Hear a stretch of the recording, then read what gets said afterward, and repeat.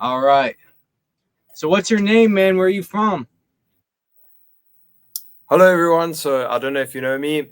My name is Luke Oliver Rall. I'm 19. I'm 19, and I'm from South Africa.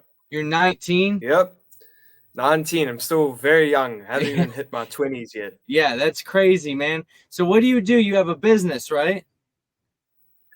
Yes, that's correct. I have a marketing business, which I mainly do all of the social media marketing for a lot of the big brands, whether that be you know from the ground level, whether that be taking photos, taking videos, and basically editing them, posting for them, doing all of that. But it's more than just normal videos, normal content. It's actual ads. It's actual marketing for these brands. Okay, so did you learn to do that in the real world? Yeah, that was basically all learned through the real world, through the content creation campus, the content creation plus AI campus, all of the video marketing, all of the techniques, how to edit, how to record, how to talk to camera, as I'm doing now. All of that was learned through the real world. All right, Content Creation Campus. I'm in that one too. And that one in the video editing is like I think two of the best campuses, man. Especially, do you know why when I joined, it was last year. I was in the content creation. They had the video submissions, right? And that was Mm. fun. Did you go through all those? Yeah, well, that was. It's quite a story to tell. So I obviously joined when it after it migrated. So it started off as what they called the user generated content campus, and then it went into the whole both sides of it. So whether that be you want to talk to camera and or edit. So I joined after that fact, but about a month after I joined the content creation campus, I wasn't making money. And someone suggested that I went down the path of submitting all those videos, as you know, from days 1 to 4, where you put a camera in front of you and record yourself talking to it. Yeah, yeah. Well, when did you join exactly? I joined September last year. Yeah, Okay, so that's it's around the actually same the time. 11th month. Yeah. Yeah, I remember doing those videos. I just quit my trucking job and I was in Miami. And the first video I did just for a submission, I was like, screw it. I'm just going to upload it to TikTok and YouTube and all that. And I got like thousands of views right away. I got all pumped up and all that. It's so fun in there, man. And then I learned some Yeah. crazy stuff in the video editing. So you've been in since September. How much money have you made since then? Since then, I've probably I don't have an exact figure, to be honest, but it would probably be in a region higher than $150,000 ever since joining. Jeez, So that's $150,000 in 11 months. that's insane, man. At 19. Yeah, it's a crazy number. It's definitely a crazy Yeah, number. It yeah. changed my life. So is the content creation the first campus you joined, or did you mess with other stuff and look around until you found something that you think you could make money on? To be honest, ironically, the content creation, I know a lot of people, to put it plainly, put it like straight, a lot of people jump around. They want to find the quickest, easiest thing to make money. I didn't. I It was the first campus I joined, and that was the one I stuck with. Yeah, of course, maybe I had a look at the other campuses. I didn't go into depth with them, but content creation the whole way, never did anything else. And that was the one that I doubled down on. And I think that's what made me successful as well. I didn't look at other things. I didn't look outwards and saw, oh, you're making this much money. Oh, it's this fast to make this much money somewhere else. I said, I'm going to do this. I'm going to do this until I can't anymore, which is basically impossible. I'm going to do this until I'm successful, and I'm going to continue doing this. All right, so you joined in September. You said after the first month you had no money. Why do you think that was? What were you trying that wasn't working?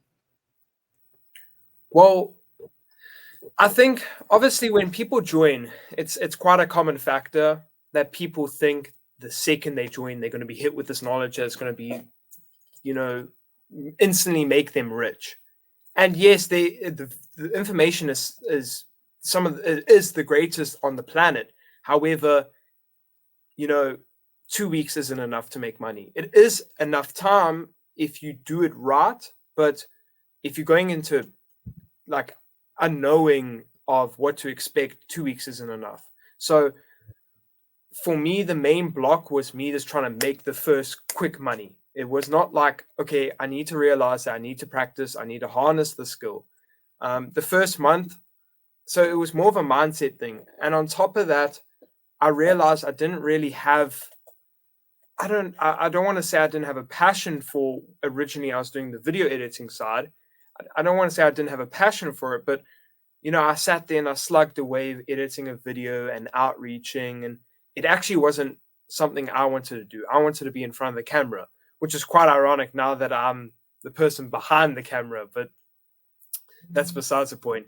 So it was mainly just a mindset thing for why I didn't make my money in that first month. I had to also realize that, there's a lot of things you learn along the way. I learned a lot of lessons, a lot of hardships, a lot of things which, if I started over, I could go out in 1 week, I could make a couple $1,000. But when you start, you don't have that information. You don't have that the lessons along the way. You know what I mean? Yeah. Well, I mean, and you haven't done it, so it's almost like it feels out of reach, if you haven't done it before. It's like riding a bike. The first time you ride a bike, you're like, I can't do this. But after you've been doing it, it's like you don't even think about it anymore. You just know how to do it. So 100%. When you were video editing, like, how long were you doing that? You were reaching out to clients. Did you get any clients and just say, screw this, I don't feel like doing this? In the first month, I did. So I did that for about a month in the beginning, and I don't think I actually got anything past, just a talking stage, if you could say, where I would, okay, let's hop on a video call. It doesn't work out. I never got past that stage in the first month. And if I had to put it like direct, like how long I was doing that for was about 3 weeks. And then on my 4th week, when I switched over to the user generated content, that's when I made my first money, ironically. So I did that for about 3 weeks or a month, however you want to say it. And I never got past any type of, we're on a video call like we are now. I never really got hired. Okay, so you switched over to the actual being on camera. And what was that transition? You said it was all one course back then? Or no? Yeah, well, you joined after, right?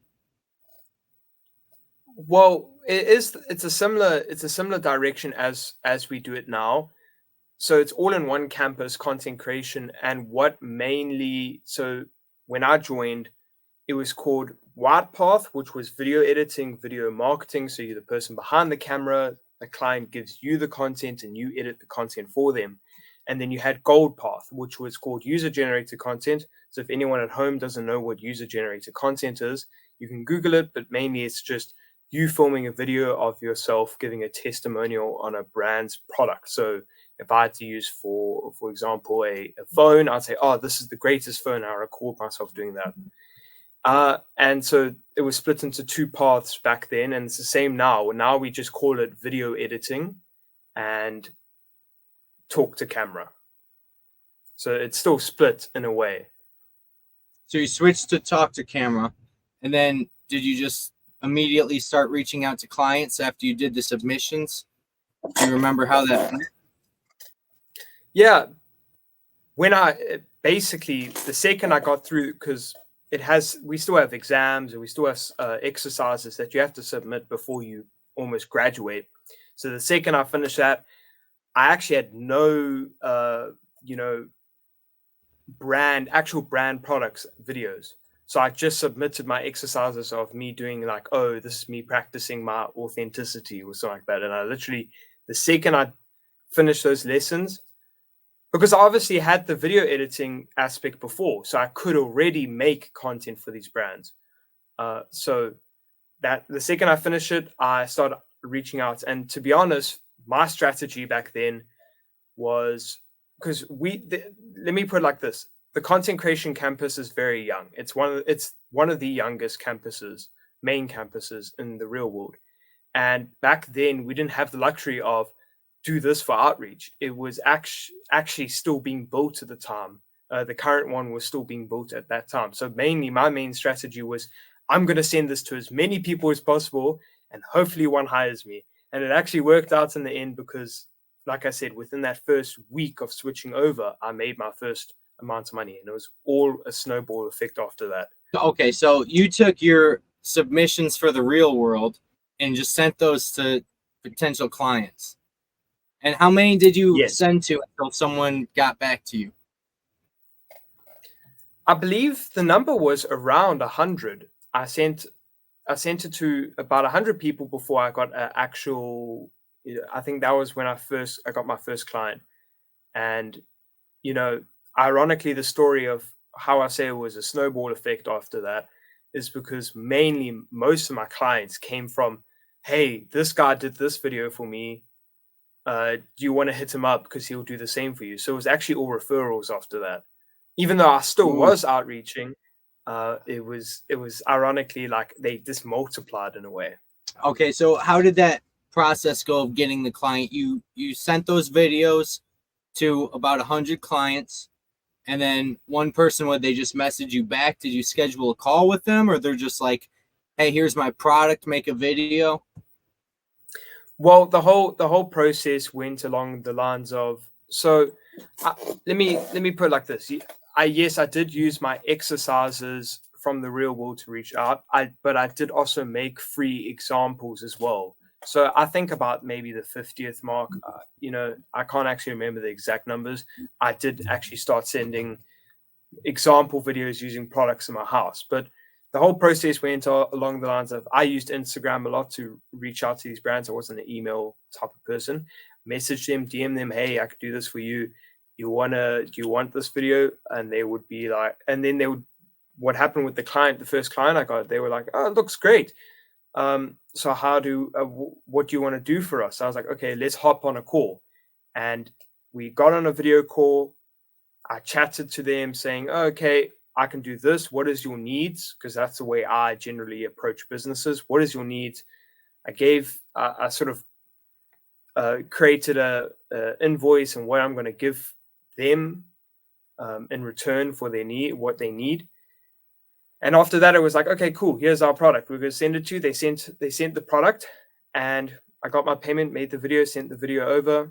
Well, it was a 50-50 split in terms of payment. But after that, that was generally the whole process. It went from DM to video call to them sending the product and 50% payment. I think it wasn't 50% for the first one. And me making the video, sending the video, they liked it, and they paid me. So what kind of business was it? Like a drop shipping store? Did they have their own brand? Well, it was, so I told the story on my first ever interview with Discover TRW, or Discover the Real World. The brand was actually a gifting brand, which I used to get my mom flowers a lot. So they generally were quite established here in South Africa. They made personalized gifts, stuff you can do for like Valentine's Day, Father's Day, and they were quite established. So they were e-com, but they weren't on the drop shipping stage. They had all these personalized. The video I did was actually a personalized wallet, which you could engrave letters on for your name or something like that. That's cool. And then after that first video, do you mind saying how much you made off that first one? How much you charged them? Well, how do you even negotiate that price? Well, the first video I can't remember the exact length. I think it was about 30 seconds. I charged him about $190. However, this is the part where people get it wrong. And that's why I could get referrals to get more clients. I over-delivered. I gave them 4 variations of the video. It was 4 different hooks, which is the first couple seconds, 4 different talking points. And that's where I want to say I stood out, because even though they paid me for one video, I gave them 4. Even though, yes, they couldn't use all 4 videos, I don't believe in giving too much work. It's not always good to do too much for little pay. But I gave them 4 variations. If they didn't like the one, they could use the other. If they didn't like the other one, they could use the other, kind of thing. So that first video made me $190. Yeah. Okay, so when you got on the call with them, though, you agreed to one video. They sent you the product and half the pay, whatever it was, and then you just over delivered without them even expecting it. And that's what made them refer you. They're like, oh, wow, we weren't expecting this. Is that how it went? Yeah. Yeah, and It, then it went along the lines of giving them more than or exceeding their expectations that made them want to tell other people about me. And how long did it take you to film and edit those 4 videos? So they just 1-minute videos, each of them? They were about 30 to 40 seconds, but it took me, I don't want to give a wrong number. It took me about a day. Honestly, I think that day that I was filming the videos, I had a high school exam in the morning. So I literally got home and it took me probably 4 hours or something like that to make all 4 videos. So yeah, so it's quite an ironic story. Yeah, that's awesome. Literally come home from school, make the videos, get paid. I was like a real hustler. It feels like I was a hustler back then, even though I'm still technically a hustler, but it feels way different because everything is structured now. It's just crazy how fast you can do stuff. You're still in high school. You said September of last year is when you joined, right? Yeah. And you started doing this in September. Now you're making 150. You made 100 and you said 150 grand cents. 150, yeah, over 150,000. And you started when you were still in high school taking tests. Yeah. That's awesome, man. And then, so what's the was there any obstacles when it came to the video calls and structuring deals? Were you like nervous about that, or was it after the first one it was just easy? I think in general, look, I'm not a person who generally gets nervous. I'm a person who's I've always had that ability, even though I don't really say it was useful in high school, I did debating as an extra activity.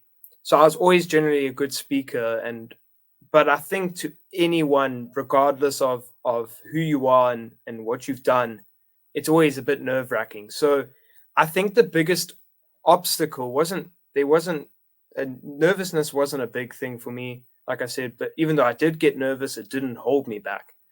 I think the biggest obstacle in general was getting to that point, or not every client or prospect will be the same. You can't apply the same structure as you do to one client, because you might send the first message and they all already on the 5th step. They already want to pay you, kind of thing. So it's like the first client might be, oh, okay, yeah, what do you want to do for us? We're not that interested. Okay, let's get on a video call, kind of thing. And then the other client might be like, oh, that's awesome. I want it right now, this much money, or how much do you charge? And I think to myself, that was the biggest obstacle, was how to navigate it in a way that still sells him, because that's the biggest thing. It's all about selling. It's learning how to sell to someone and basically get them to pay you. So it was navigating all of these different characters, different businesses, different responses, and still trying to sell to them. Because I could sit there and say, oh, the business is going to say this, but that's not true. I can never assume what a business is going to say to you. I'm never going to assume what the business is going to reply to you with. So that was the biggest thing. And, the biggest thing that I got, and here's a lesson, the biggest thing I learned is that you must always get a client or a prospect, a potential person who's going to hire you, on a call, because you can't sell to someone over the phone. I could give them a price and then okay, let me sleep on it. And then they sleep on it and someone changes their mind. If I'm on a call and I say to you, okay, right now, $200, let's get it done. And they're like, oh, I need to think about it. Okay, well, I'll make the video like this and I'll sell to them, kind of thing. And then on the video call, they say yes. After that, some people might go back, but most of the time people feel that they've made a commitment to something. So navigating through the point where someone might say, oh, okay, yeah, let's go on a video call, or someone might say, okay, what's your price? I don't want to text it and have to try get them on a video call, whereas the other person wanted to go on a video call beforehand, kind of thing. Okay, that makes a lot of sense. So, and that seems like you said, that's the only hard part. Just getting them on a call, make them say yes, and the rest is just filming a little video, editing it, and sending it to them, and then bam, you're paid. Yeah. Those first few clients, were those just one-off jobs, or are you still working with those clients? Well, I believe the first client was supposed to be a long-term thing, but I believe their whole marketing budget fell through or something like that, or their marketing team had a different idea, or someone took over that didn't like it. So the first couple clients, I'd say maybe the first 10 were never reoccurring clients. They were once off, because that's the thing. I think the biggest thing when you're starting, it's good to take those once off things. But if you have already worked with maybe 10 clients, you got to start getting someone who's going to pay you consistently and every month. Because what good is it if you step away and all of a sudden you're not outreaching and you can't make money? I'm at a point where I could step away from, which I have basically. I don't outreach as much. If I stop outreaching today, I'm still making money. I've still got a client who's paying me monthly. So maybe the first 10 clients were just once off. Oh, here's $200. Here's $250. Here's $500 for 2 videos. Here's $150 for a video. That was the first couple clients, and after that I was like, okay, I need to get something which is going to pay me monthly cash flow, if you could say. All right, those first 10 clients, what kind of time frame was that? A month, 3 months, 6 months? The first 10 clients, well, it was over about, if you had to put on a timeline, it was over about I believe 3 or 4 months, but one of the months in between that was a bit of a dry patch where I had no clients. But when I say 10 clients, I mainly say, okay, yeah, they might have hired me in September, but February comes around and they gave me a bit of extra work, but it wasn't, consistent. It wasn't saying, okay, we're going to pay you this much per month and you're going to do this many videos. They kind of just hit me up after about 2 months. Hey, we want a new video from you. Can you make one? So that was over about a 4-month period. It went, oh no, it was actually quite a bit more. It was about 6 months. It went from from September to December, and then December was a complete dry patch. I had no clients. Then I made $0, and then January came around, started getting clients again. February came around, and then I believe after that I landed a retainer deal, which was around $5,000, and that was actually when I went into transitioned into more video editing, marketing, and stuff like that. All right, yeah, talk about that. Your first retainer deal. That's awesome. So how did you get that? What was the conversation like? Yeah, so before I tell the story, this is actually the client that offered me the recent contract which got me banned from Google. We'll talk about that later. Yeah. That conversation was actually ironic because I got referred by someone who I had previously worked with during those past previous months. They said, "Hi, Luke, we're from so and so. We do this competition, which I won't name. I've never named it, but we do this competition. We have creators under people or women in that competition who need to do a certain amount of posts, as well as the brands will require us, the 20 or so, I think it was about 22 brands, who also want you to create content for them." And it was literally just a text message out of nowhere. They said they were referred by my previous client. And I was like, okay, cool. I could do that for you. That's what I do. I do the marketing. at that point, I actually wasn't doing the marketing, but it was more like I'm trying to sell you, because I saw the second I saw 22 brands, like more than 10 creators, I just saw green. I saw money. And I was like, okay, cool. Yeah, I do marketing now. I could definitely do that for you. I'll do whatever you want. 100%. Yeah, I saw green in that. I had the experience of marketing, because to be honest, the UGC that I was doing with before, the talk to camera, was selling on camera. It required certain marketing techniques for social media. So I had a good understanding, because I also in between that had a few bigger once-off deals where I'd manage a social media, or not manage, but post a few videos for them and stuff like that. So I had a good idea of what worked and what didn't. And I remember just saying to them, "Yep, okay, let's go on a call. Here's 3 dates." I remember I gave them 3 back-to-back dates. I said, "Okay, I'm available on Tuesday on 11."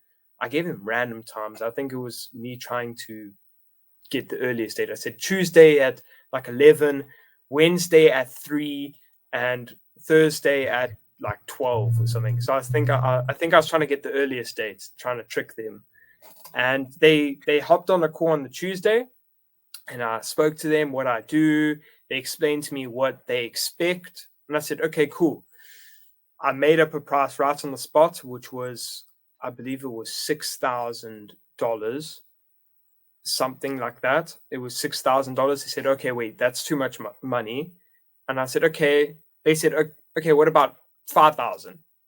I was like, how about we meet in the middle and shake hands on 5,500, like, like a classic negotiation. And they said, yeah, let's do it. And that actually, if I had to continue the story of how it progressed into more money, I took on more brands for them. I signed more brands for their competition, at the same time as signing more of the competitors under my name. So then that $5,500 progressed into $10,000 over time, as I signed more brands with them and more competitors with them. Okay, so when you told them what you do on that call, and they told you what the expectations were, what was all that? It wasn't just making videos, like you said, you're doing their marketing. So what was the expectations this company wanted? The main expectations was, hey, generally they wanted a certain amount of posts per month. So their expectation initially was like, okay, well, we want something consistent, because that's our issue right now. Is we don't have enough content on social media that's making it consistent. I was like, okay, great. So the general expectation was it was well over 100 combined with all the brands. It was well over 150 posts per month across all the brands, across each individual social media of theirs. On top of that, the expectation was also, hey, please create the content for the competitors to post on their social media. So that was even more. Posts on top of the 150, 100 or so, whatever. But the general expectation was grow our social media, drive more sales. And I said to them straight, I said, listen, what I'm going to do for you guys is I'm not going to sit here and promise to you guys I'm going to get you 1,000 more followers. I'm not going to promise you like maybe 1,000 likes per post, because I cannot promise that. Social media is like selling in the real world, in like real life. You can never promise that you're going to sell to a certain customer. It's basically impossible. It's dealing with people. So I just said to them, listen, what I can say is I'll garner more attention to your brand on social media. I'm not going to give you a number, which will generally, just promotional advertisement posts. So that would be like, showing off the product, an edit maybe, or it almost was commercial vibes. If you saw an advert for Coca-Cola, that would be kind of the thing. But it would be reels and YouTube shorts. I didn't actually go down the other social media. It was mainly just Instagram and I believe the other one was TikTok for some of the brands. Oh, and Facebook, but that was interlinked with Instagram. It was a cross-posting thing. So that it was more like create ads for our product, and then also on top of that, maybe a photo post in between that as well. So that'd be like a picture of the product nicely displayed and stuff like that. And then on top of that, I Okay, also had so to it'd be create. like, Yeah, sorry, yeah, it would be like you go on, let's say, like Coca-Cola's Instagram page, and you're just posting videos and pictures of yeah, Coca-Cola. Dude, that's awesome. yeah. That I sounds jumped. so. Yeah, I definitely one of the strategies that I used. I don't know if you've seen it recently. You could go on to any of the main brand pages, McDonald's or whatever. You'll notice they post memes. Most of them are meme pages at this point. And I actually jumped on that strategy right before I ended the contract. So yeah, it's definitely, in terms of social media, it's a weird world out there, because it's not all about, oh, I'm going to make a promotional post, I'm going to make a commercial, I'm going to make an ad every time. It's sometimes people just enjoy the jokes I posted. That was the ones that actually garnered the most attention, ironically. Really? So, did you make the Yeah. memes, and did the memes even have to? They had to do with the brand, right?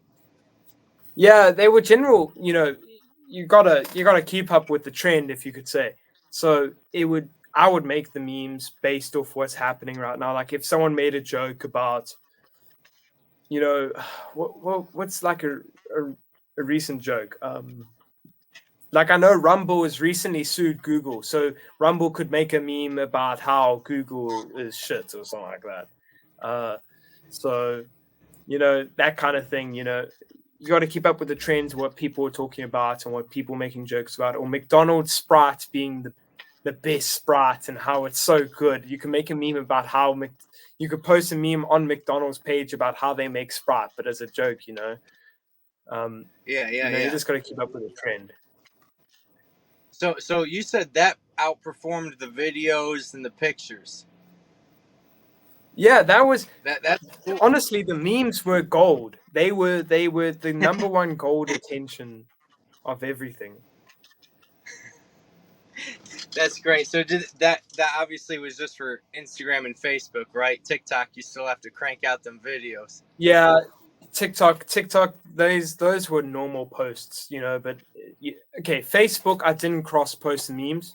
I actually realized that Facebook memes harm the brand engagement more. For some reason, Instagram is weird. I don't know if it's the user base. I didn't go into the technicals. I didn't care about the technicals. I just believe that if I post something that's people like using a certain applied rules. But I looked at Facebook. Facebook, it actually seemed to harm the brand social media. So Instagram has a weird user base where it actually works super well. And Instagram became a meme page, and Facebook stayed quite a bit more professional, and TikTok was strictly professional kind of thing. Oh, really? So when you got that specific client that was so you were managing a bunch of brands under that client, and were you picking up other big clients like that had multiple brands for you to do? I didn't. Well, I didn't pick up any more brands like that, because this was obviously a more of a competition client, where it was a major competition here in South Africa, which then linked me to the brand's if you could say, gave me the brand's contact. So I mainly technically did work for the competition, but it more developed into me doing work for the brands because the competition ended. After that client, obviously I kept them on, did the work, and then this is when the big client comes in. I got referred to a lightweight steel company, or lightweight roofing and steel company, so like I said, they got my name, and someone emailed me and said, hey, listen, email this person. They're interested in the work that you're doing. and they'll be a good client for you. And then in the end, I emailed them, hey, listen, I do this.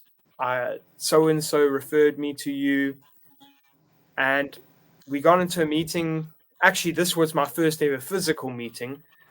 It was never a online call or anything like that, because I believe that that was more industrial. So I think industrial was a bit more traditional in terms of online and stuff like that. They wanted to meet me in person, and for them, this was my biggest client, and I'll get to the figures soon. I did basically the entire online presence for them.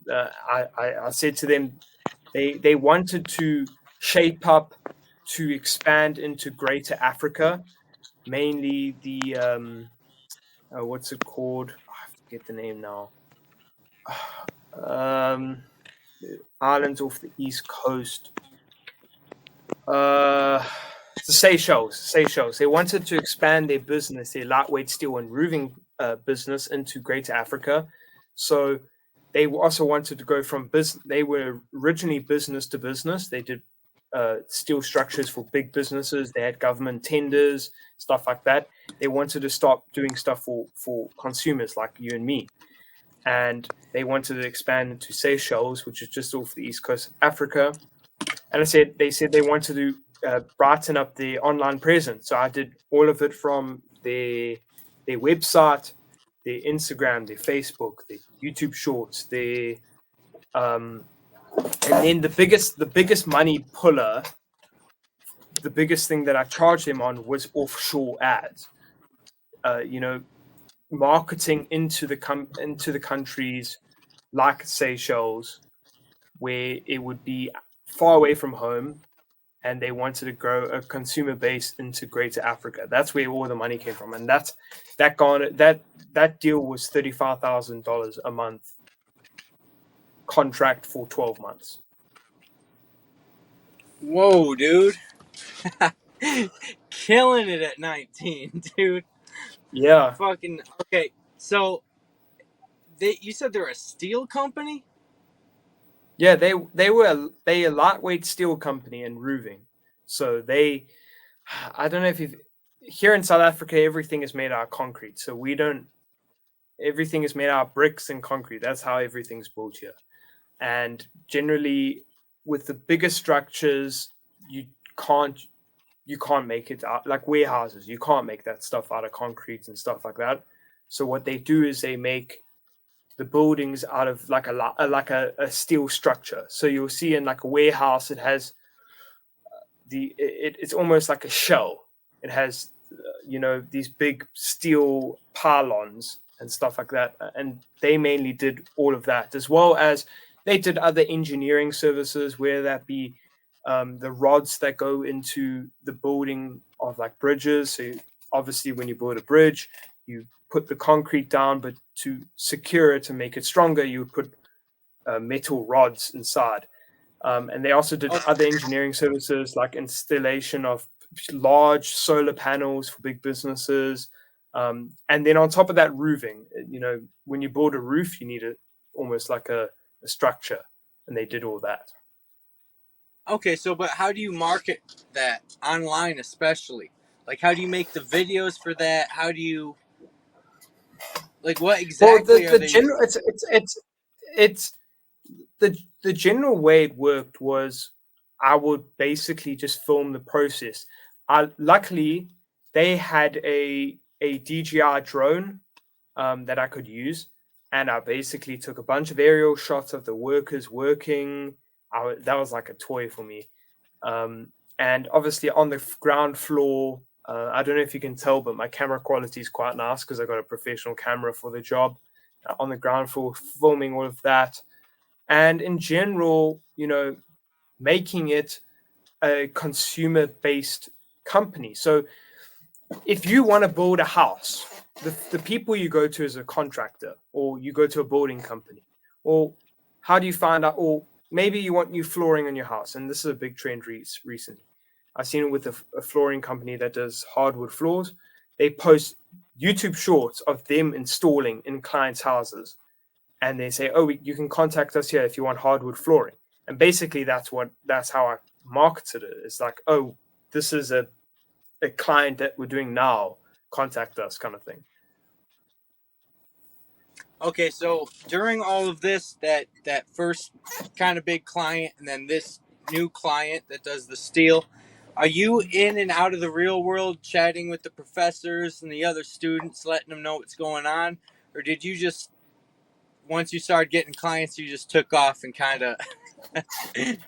Well, the real world that's the thing. Once you join the real world, you become part of the culture, and the people who've been inside longer understand now that's the way it's going, because the real world is becoming a place where it's also brotherhood. And thankfully for me, I'm also part of the content creation plus AI team. I'm a captain. So I have certain duties inside the real world helping students. So in general, everyone, I don't want to say I have fans, but I have brothers in the real world which followed me along my entire journey. I've kept them up to date, told the professors. I obviously have personal contact with the professor of the content creation campus, but I've kept them up on my journey. I post my wins. I've been mentioned a lot. I've got if if you go into the content creation campus, I was the G of the week 2 times. I've been posted by the professor many times. I'm actually in one of the real world ads, which I'll send to you after this. So that's pretty cool. So yeah, I'm a captain inside, so I help students on a daily. I answer all the questions. Obviously, being someone who is more conditioned to doing the work, it's good that I can give back to the community and give my teachings as well. So yeah, they know my whole journey. They've been on part of my journey the entire time. That's awesome, man. That's what. Okay, let me ask you, what's your rank and power level? Say that again. What's your rank and your power level? My current rank, let me actually have a look on my phone. So my current rank, if I can get it, my current rank is a silver queen, obviously being in here for, let me show you my profile. So I'm a silver queen. Let me see if I can get it to focus. It's not going to focus, is it? I'm a silver queen, and my power level is 21,364. Have you applied for with the council? If I had to be quite honest, I don't know if I'm allowed to say this, but I'm going to say it anyway. No one can silence me. Oh, okay. Well, I don't want to get you. No. Let me say it. Because being a captain, I have direct access. I'm basically staff, so there wouldn't be a reason for me to join the council. There's no reason, because I already have that benefit. Okay, what do you need to do to become a captain?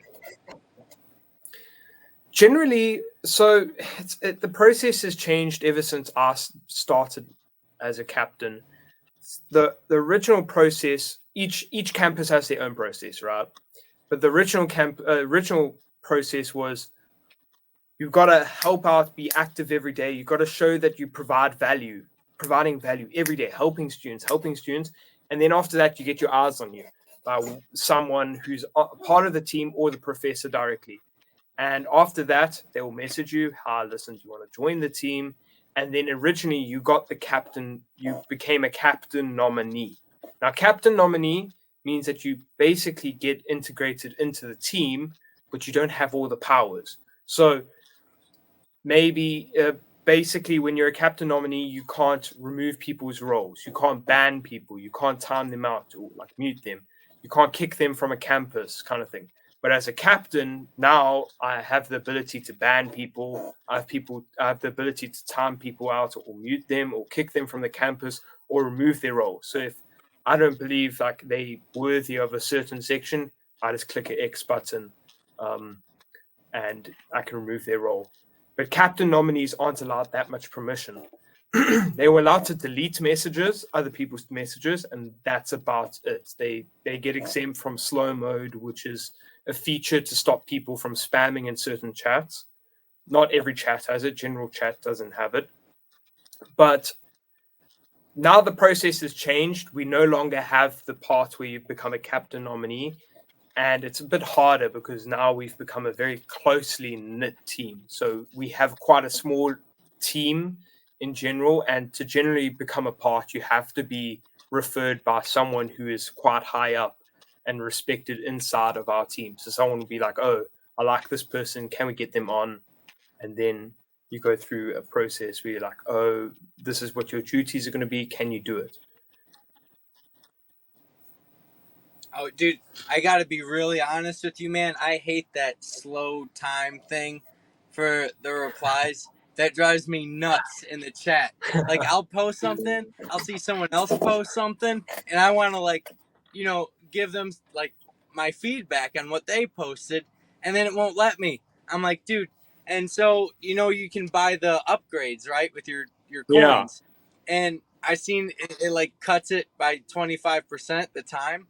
It's like, okay, but that's still like, ridiculous. And it's like, so after I upgrade to that, is it just gonna have me keep cutting 25%, or is Well, just you that can only twenty-five upgrade. You percent can the only generally only upgrade for upgrade to that once. Yeah. Yes. that? Okay. We may. We mainly have the slow mode for particular reasons of it's not just spam. If I go into submissions and it's a general exam that I want people to submit, I don't want them I don't want them to just be speed running through the lessons, let's say. Like if I see that you haven't done all of the lessons and you're just submitting the last one, you know, that's why we have it in days. So like in the talk to camera campus, as you know, we have days 1 through 4. And if I see that you're doing more than one per day, which isn't a bad thing, but I'd like to see you get feedback first. That's the whole reason we have feedback. And if I see you just speed running it to get past a certain section, that's not good. And that's why we have the slow modes. Because if you're not applying feedback, if you're not actively looking for feedback, you're not going to improve because you're just going to keep making the same mistakes. Let's just say day one, you make this mistake, but then you decide, no, I'm not going to submit it, or I'm going to submit it and just quickly do the next. And you've made a mistake in day one. You're just going to make that same mistake in day two, and you're going to actually waste time because what I'm going to do is send you back to day one. I'm going to say to you, go back, and you're going to waste your time, and that's not efficient. So generally, we have the slow modes for that reason. And on top of that, as a team, you can imagine with over 400,000 people inside of a single place, people are submitting videos every day. And if we don't have the ability to go through 10,000 videos a day. So generally, if people just spammed videos, or we had to regulate a chat which is spamming thousands of videos to make sure that the videos are still okay for other people to see. Because remember, we have young people. We have people as young as 10 years old in the real world. So it's generally just as well to keep on top of moderation and make sure that we are doing our jobs to the best of our ability. Because even if you get 100 people on a team, it's imagine trying to watch, review, and review videos, 10,000 videos a day. Even with 100 people, that's a huge amount of work. So, That's insane. yeah. So I think Oh my gosh. our Professor Pope has always said to us as a captain team, he says, I want you guys to be part of this team. I want you to help me around the campus. I want you to do this. But my main focus is not just that. I also want you to get your own clients. And I think, as much as we could take on a huge amount of workload. We're absolute warriors. That's the thing. We're handpicked. We're cherry-picked people in a sense. We've got like some of the best work ethic on planet Earth. But the thing is, we also need to make our own money. We also need to get our own clients, and we don't want the focus off making money to be on trying to moderate people. So yes, we work very hard, but we also need to make our own money, our own clients outside of the real world. Yeah, that's what I was thinking, man, because it's like you have to do this stuff in the real world because you have that responsibility as a captain, but like that must take up all the time that you're not working with your actual clients. To be honest, most of us, ironically, I planned my client work around the captain time because I believe, in all honesty, to me, the real world is a huge priority because I'm not here for, okay, cool, made my money, I'm gone, like I'm out. I'm here to help other people get to where I am. So it's a priority for me. But yeah, in short, look, we all have our own set times that we're supposed to do certain things. Uh, it, and to be honest, my extra free time is taken helping in the real world. But you could also sort of look at it like, well, it's almost a purpose thing. Like I said, I'm not going to be here to be like, okay, cool, I've made my money, gone. I'm here to say, here's another 19-year-old who's also from South Africa, which is actually a case I've had, many cases like that. I'm here to help you. Chat to me. Send me your video, I'll review it. And and that's the thing, is a lot of these, if you ask like your parents or someone out there who was a millionaire, ask them, say to them, how many other successful people did they have access to? They would most of the time say, I was alone. I had no advice. I had no people to look to for help along my journey. So I believe that's a big thing. I don't want people to go into the world, try it, and then fail because they had no one to give them feedback on. And that's the whole thing of the real world. Remember, the real world isn't just a platform of teaching. It's also a platform of like-minded people who are there to help you. So for me, it's a bigger purpose of, listen, I'm there to help people become successful, just as I was helped, Yeah, well, I mean, what's awesome about the real world is actually getting, like, what I love is those submissions. That was like, Yeah. because I joined the real world to do the ecom campus, where it's like, it's, there's no submissions. You do it, you either fail or, you don't. It's not the same process. But in that content creation with the submissions and then getting the actual feedback from a captain or the professor, like I remember that video I told you about that I posted on YouTube and TikTok, my first submission. I just posted it. I was like having the camera all around here and stuff, when I was walking through Miami Beach, and they're like, no, bro. Like you need to like have the spacing on your head and like all Yeah. this stuff. And the video still did good, but those tips helped me a lot when it came to actually creating content for my channels and stuff like that. And I just 100%. there's nothing like that because you can go on any YouTube video about creating content. You can comment on it, but you're just going to get ripped up and no one's really going to give you real advice. And if people Yeah. do, they're all giving you contradictory advice, right? But inside the real 100%. world, you have a structure of people that pass you or fail you and give you actual feedback. And that was just, it's motivating when you get that feedback, it's just Yeah. such a good feeling in 100%. there. No, 100%. I think Yeah, that, it's I've said in my past interviews as well, the biggest thing is that you can go onto the internet and you can find this information. Look, there are certain aspects that are more advanced, which you'll never find on the internet, because, like I said, this is the best information on the planet. But you can go on the internet, find this information for yourself. But to find it all in one place and for all of it to always be accurate, that's nearly impossible to do with Google. I could Google how to create an e-com store, and it's going to be 10 different guys telling me 10 different ways on how to make an e-com store, and their way apparently is the best. And one out of those 10 guys might be right, and he might have the best information. But 9 out of those 10 people are wrong. And on top of that, the one guy who's right might have disappeared off the face of planet Earth 10 years ago, or okay, maybe not that long ago, but 5 years ago. Now you can't find any new information, or you can't get help from him directly. And that's the greatest thing about the real world is, yes, not only is it deeper information, which is the best information on the planet, it's all of the best information, all of the most accurate information, and live help in one place. Yeah, well, it's a shame you can't post on YouTube and create a channel, huh? Yeah, I was banned. You want to talk about that a little bit? What happened, man? So The way I found you was someone shared a post about this kid that got banned off Google. I was like, what the hell is that? And I watched the video. I was like, God damn. Yeah, basically, just as I explained in the video, I was recently, now it's actually almost a month ago. It's like, what, 2 weeks ago, whatever, 3 weeks ago. I got approached by one of my clients, and that was the first client that went from $5,000 to $10,000.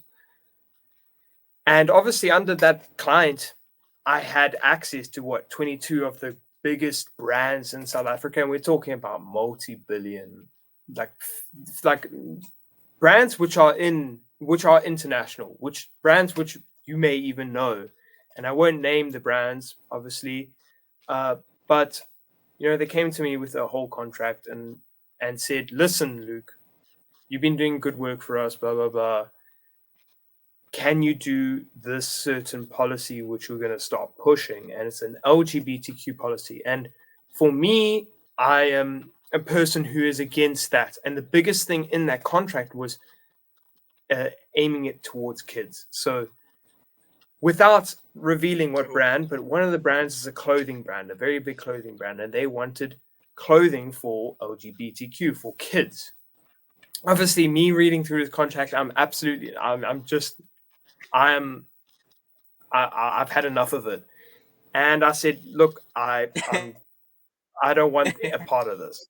And I found obviously, because I wrote up a contract, being a bigger client, I wrote up a contract of work I'm going to do. I found where a part where it would make my contract void, what I have to do to make my contract void, and it was basically just putting in a piece of paper to say, "I'm going to stop working for you next month," kind of thing. And after I sent that piece of paper in, because like I said, it wasn't like a whole process of like, "Oh, I decline it." It was like I decline it. I'm no longer associating myself with you because I feel disrespected. And I know that they were gonna make my life hell because I declined it. And after I declined it, I wake up one morning to like, "Oh, why can't I access any of my stuff?" It was literally like that. Look, don't get me wrong. People may think it's a thing of, "Oh, I can't access Google anymore. I can't search on Google," kind of thing. No, it doesn't. It obviously doesn't work like that because Google can't track accounts which aren't signed in. But I literally woke up one morning to, "Why can't I access this account? Oh, okay, must be something with my password. Forget password. Why is my email account offline on iCloud Mail?" And then it went to, "Oh, why can't I access like Google? Why does it say in the top right hand corner sign in? That's kind of strange." And then I go onto YouTube and I get this pop-up that says, "Your account has been terminated, blah blah blah. You can send an appeal or you don't need to, whatever." So I click send an appeal. I'm not joking, seconds afterwards it says you decline. And I'm pretty sure, I'm not too sure, I think I deleted the post, but I have the email they sent me. It's like, "No, we have no reason that we terminated your account, Luke. It's just your account is terminated." And, okay, cool. Google account doesn't mean that much. YouTube account doesn't mean that much. I tried to create another account, but apparently, obviously, after reading the guidelines or what happens afterwards, I am RP banned. I'm device ID banned. So all of the devices that I was logged in on is device banned. I am name banned. So you can't create a Google account or you can, but it won't last long. Can't create a Google account with my name. And what's the last one? Yeah, it's just like I'm IP banned, I'm device banned, and I'm name banned. Like they've literally got me on a blacklist, my name on a blacklist. So the biggest thing, is I got no email anymore. Well, I do have the email. I have other accounts, and I have people who I run my things through now. Luckily, I've got some some good friends. So, but the thing is, no longer got an email. There's a lot of accounts. When you like create an account, you can sign up with Google or whatever. Create an account through Google. No longer can do that. So all of that shut down too. It's gone. Everything that's linked to that is gone. Yeah, so you lost all your accounts that you made with a Gmail email. That's crazy, man. I mean, how did that affect you financially? In all honesty, it didn't. Did that mess up your clients? To be honest, luckily with the whole thing, the whole trend with crypto, I had migrated most of my money, my financial asset. And, look, I have physical assets. That's where there's a lot of things that people don't know about me, and I won't name on here. I like to keep it a bit more private, where I have backup incomes and stuff like that, and other incomes and other investments I've done. But luckily, before this all happened, with the whole Tate going into crypto recently, I had actually moved a lot of my money into decentralized, or like maybe put in a lot of it into Bitcoin, put a lot of it into USDT, put a lot of it into Solana.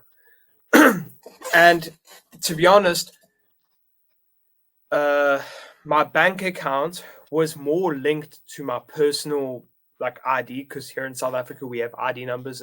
It works the same as a social security number. That's less linked to your bank account. I think my only financial loss was all of the centralized exchanges. So like I had a Binance account. I no longer have access to the Binance account. BingX, Bitjet, I think it's called Bitjet or something like that.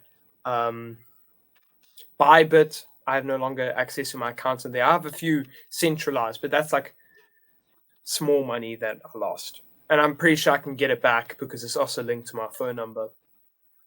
So yeah, there was no huge financial losses. There were a few inconveniences, but life happens. Yeah. And then now it's like you didn't compromise yourself. So that's like the biggest thing, right? And that's just so ridiculous, man. I couldn't imagine that. You just tell someone, no, it's a ridiculous that's thing. just not my thing. And then bam, the whole internet wipes out your stuff. Now, I know what would have happened. If you think about it, it would have worked the same way as when, before Elon bought Twitter and before Rumble was even a platform. The way it probably would have worked was I would have been banned off Twitter. And then I would have had access to no social media platform. Luckily, I still have an Instagram account because obviously Google and Meta don't like each other all that much. They don't care about each other. But, if there was no Twitter owned by Elon or Rumble, I would have basically been cancelled off the face of planet Earth. I would have had no platform to speak on, which is ridiculous. Oh my gosh. So do you upload content on Rumble? Like, what kind of content do you do if you do make videos? Well, I haven't started posting on Rumble as of yet, but on YouTube, I was mainly it was more of financial. It was, I don't want to say always financial, but it was like lessons. So it would be like, not just, they would be intertwined of how to make money, but there would also be like, oh, this is a lesson I've learned. It would be generally just talk to camera. I also did a lot of how to do content creation challenges, videos like that. But I believe I did back it up to one account, which is still up. I would have to check. I haven't been on YouTube or any of that stuff ever since the ban. I still do have certain accounts. I won't say it because if this turns into something bigger, but I have people which I have access. I have people almost on my contact list, which I can use to create accounts for me, to post for me, stuff like that. So I'm not really too stressed. This has affected me. I can't sit there and make my own videos. I would have to get someone else to do it for me. Or I can't post my own videos. I can't use my name. My name can't be used on accounts. It can be mentioned. I'm not that banned. That there's still a bunch of videos about me on YouTube, but generally I just can't create an account in my name. I can't create accounts on my devices.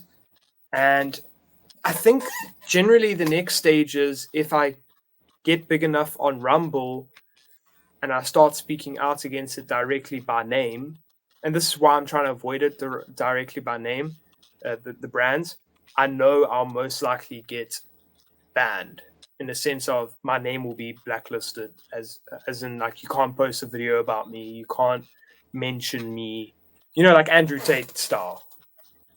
Yeah. Well, luckily, you're in the real world and you have a bunch of people who like have your back and stuff, and you have that network. And yeah, that's the biggest thing. It's just so important, man. That's the thing. I could be absolutely like broke poor tomorrow, but for me, it's about network.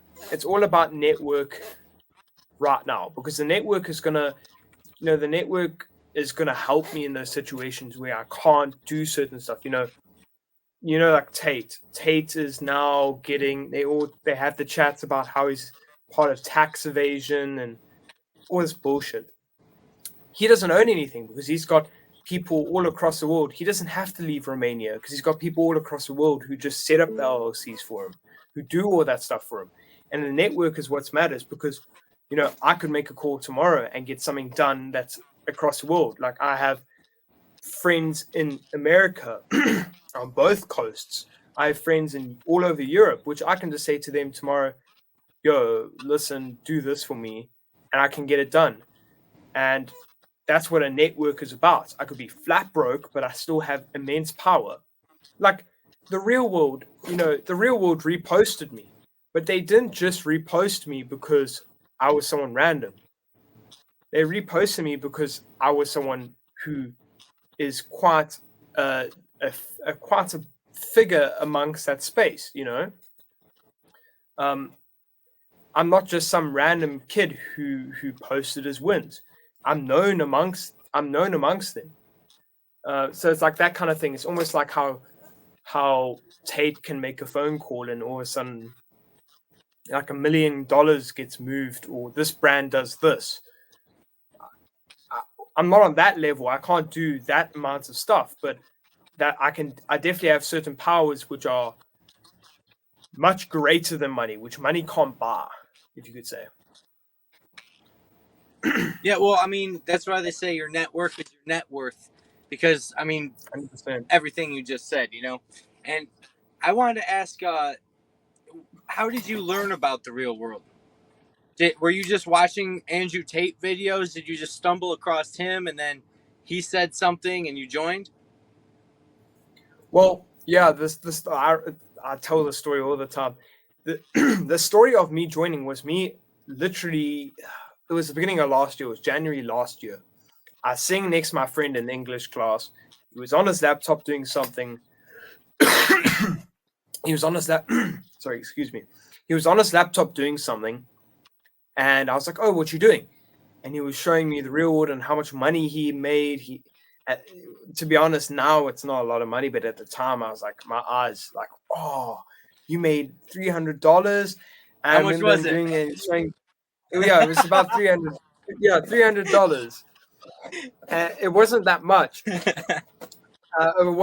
Now I realize it's not that much, but I thought to myself, I so badly want to make money and do this, but I had no money at the time because obviously being in South Africa, it's a third world country. $50 is still a lot, and I didn't have enough money at the time, so I decided I saved up the entire year, or up until September, 8 months throughout the year, to afford the $50 and to join the real world. God, you had to save up that long for $50? Yep. No wonder you made it work right away. You're like, shit. I I had to make it 8 work. months just to... That's the thing. I had to make it work. There was no other choice. There was no other way out. Yeah, I could go to university and get a job, but there was nothing else. Like I had to make it work. If it didn't work, I couldn't afford the next month. I had to make money that first month. Okay, I want to ask you. I'm American, obviously, my accent, but do you think people in America or Western Europe are just we're too comfortable because our money buys everything, and we just don't need to? We don't have that drive because we're just have it too good. Do you think that's part of the problem? Yes, I Just look. I generalize. don't want. Yeah, I don't want to. I don't want to general. I don't want to like attack a certain place or any certain people. But I think in general, in the first world, if you have the ability to, you know, what's a good example? Don't have to worry about what you're going to eat for dinner. If you have enough money to drive more than one car, or your family has more than one car, or you have the ability to actually go to university, because that's actually a luxury. If you have all of those things, most of the time, people don't have that drive. They are way too comfortable, and that's where Tate gets angry. Tate gets angry because he said he came from the bottom, and I also came from scraping the bottom, as you know, third world country. It's not nice, but he came from the bottom and made it all the way from the top to the top. Here we got people who starting from here when he started from here, and they still don't want to climb that ladder. And I think that's where I also have the same opinion as Tate. I think that I started from here where Tate started, and I'm also climbing my way to the top. Whereas most people at this level, I have enough money, I don't need more, and now I've got a mental illness, and now I've got this random thing that I made up because I just want to make my life more shit, and I'm not going to do anything, and I'm just going to go to university. I'm just going to get a degree, and I'm just going to work the same 9 to 5. What our money doesn't buy happiness. The same thing. I love the mass media. I love the legacy media. BBC is always right, kind of thing. And here's me sitting in the bottom. It's like, I don't believe any of this shit. This shit is not true. Why am I broke? I need to get rich now. Now I'm up here. So that was the main thing for me. All right, I'm not going to keep you too much longer. I know we've been doing this a little bit, and you probably have stuff to do, but I got a couple more questions for you. Number one, you need to be honest, man. If there wasn't Andrew Tate, he didn't make the real world. Would you even be on this path? Where would you be? Look, I think if I had to keep it short, I wouldn't be on this. I wouldn't be where I am right now. I would be nowhere near, to be honest. I don't believe that. If there was no Andrew Tate, if I had to be quite frank, I know at some point I would do something, not this, but I'd own a business. Because I've always had that drive, to do something greater. I've never wanted to be average. I've never been average in anything that I've done. I've always strived to be something greater. So yes, I would have never, ever been without Andrew Tate, would have never been where I am right now, sitting here talking about all of my success and all of the things I can buy and how much money I have. Would have never been there. But I would have been somewhere there eventually. I know I would have, or somewhere greater eventually, because I've always had a drive to be something greater in life. That was a great answer. I resonate with that, and I think anyone that does have that feeling, because there's people who don't have that feeling at all. I Mm, think if someone does have that feeling, regardless of how you feel about Andrew Tate, I think the real world. Well, I mean, this interview is a perfect example of it's the best option. You can 100%. drop out of high school, get a job. You can go to college and still get a shit job, you know, Yeah. working for someone else. Or you can join the real world. We have people like this who make tens of thousands a month at 19 helping you do the same thing. That's just incredible. And then I'm going to bring up like if you're in the chat rooms in the real world, you know this is kind of like a topic no one wants to fucking hear about, but how much daddy coin, man? They say they're taking it to a Oh billion. gosh. Do you think they're going to take it to a billion? Well, I definitely have. I have 100% hope that it's, or not hope. I have 100% certainty that Daddy will go to a billion at some point. And I even put a bet against it. The people who know me put a bet against it that I'll be buying $100,000 worth of Daddy Coin when it gets to a billion and giving it away. That's only when it happens, when it hits a billion. I'll buy $100,000 worth at a billion. And currently, I don't have an exact number because I spread my. If you part of the do some of the courses, you understand that having all your money in, because I don't have a cold wallet. I don't have a physical wallet. Um, but having all your money in one place is not good. So I have to spread across multiple platforms. Like I said, I had accounts on all of the major centralized exchanges like Binance or whatnot. So I think that the number is around. Gosh, I can't even put a number to it because I think it's like 60,000 or what is it? It's probably like around 60,000 or 70,000, somewhere around there. But I was like a classic trader because that isn't a lot of money to me. I'm not gonna lie. That's at the top. It was what, um, like just over 50,000, I believe, $50,000 worth. But I was like the worst trader. I bought it when it was probably around 15 cents. And today it's not doing too well. The past couple of weeks, the entire market is like shit itself. So it hasn't been that great. So is this a good time to buy? Yeah, this is a great time to buy. I think everyone should dump their. I'm not gonna say that, but I think everyone should definitely get into it while it's low because it was sitting around before Bitcoin like absolutely shit itself. It was sitting around 150 million. So if you buy it now, you could 3x your money easily All at right, a man. low. Luke, it was so great talking to you. I appreciate you coming on my podcast so much. And I hope this No problem. inspires people to actually join the real world and they can get help from you. And the content creation campus, it's such a good, like, there's other good ones too that really taught me a lot. But the content creation is so fun. You know, it just, Yeah. it brings something inside of you that you knew you always had in you, and now you're putting it into action, you know. And yeah, it was just great talking about everything.